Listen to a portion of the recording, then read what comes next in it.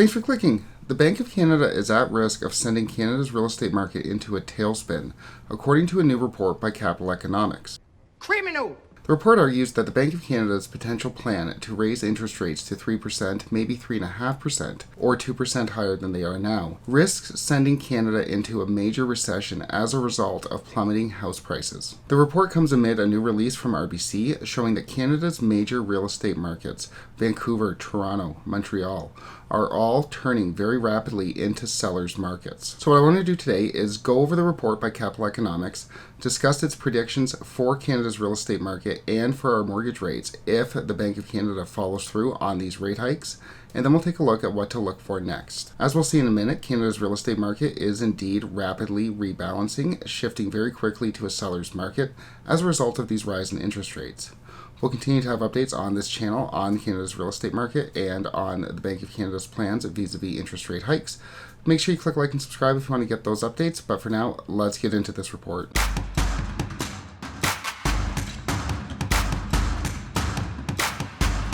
The report by Capital Economics begins with the premise that Canada's real estate sales are shifting fast, dropping 12% month over month in May and 14% month over month in April. In fact, with supply flooding the market and buyers sitting out, the report says that Canada's house price inflation could slow to zero by the end of 2022, in stark contrast to the 18% house price inflation that we saw as of April. It was a good ride while it lasted. The report does go on to admit that reduced housing costs would in fact be good for Canada's inflation rate, as residential investment has been one of the most elevated components of our CPI in the past few years, and a reduction in house prices would be good for shelter costs. That's all I've been saying. I've been saying that. The risk, however, says Capital Economics, is that the Bank of Canada might overshoot their policy rate.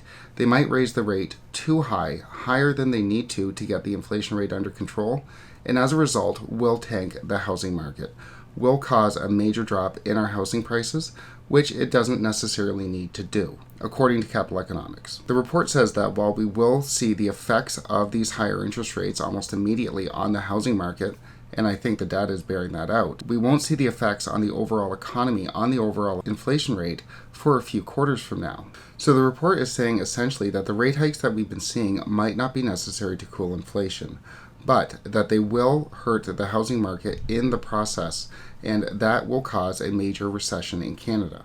The report then turns to interest rates to demonstrate why. If the Bank of Canada raises rates to 3.5%, the report predicts that we'll see an average 5-year fixed mortgage rate of 4.5% and an average variable rate of 4.9%. These higher interest rates would reduce the maximum borrowing capacity of buyers by about 23%, according to the report. Were house prices to drop by that much, by 23%, the report argues that Canada would be at a major risk of recession. We've talked before on this channel about housing constituting such a large part of Canada's GDP, from residential investment in construction, transfer costs, etc.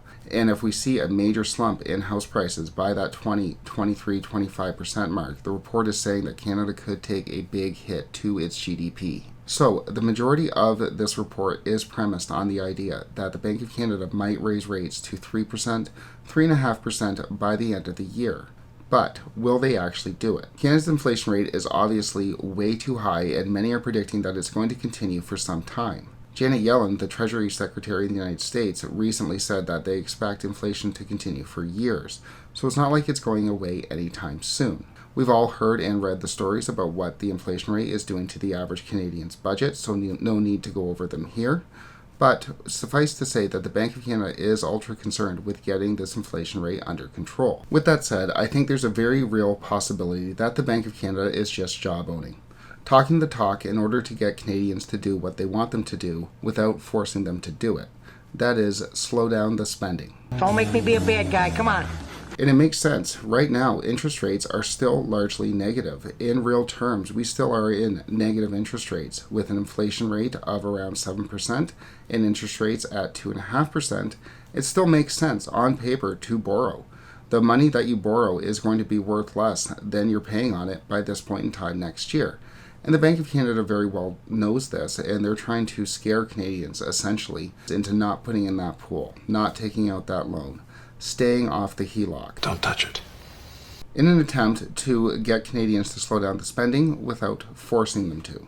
With all of that said, we'll have a much better idea where the Bank of Canada is going to go when we get the inflation data out later this month.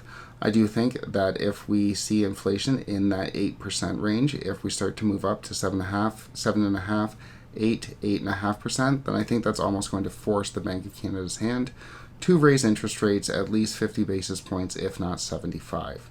With that said, we'll obviously have updates out on this channel on that inflation rate and on the Bank of Canada's moves going forward.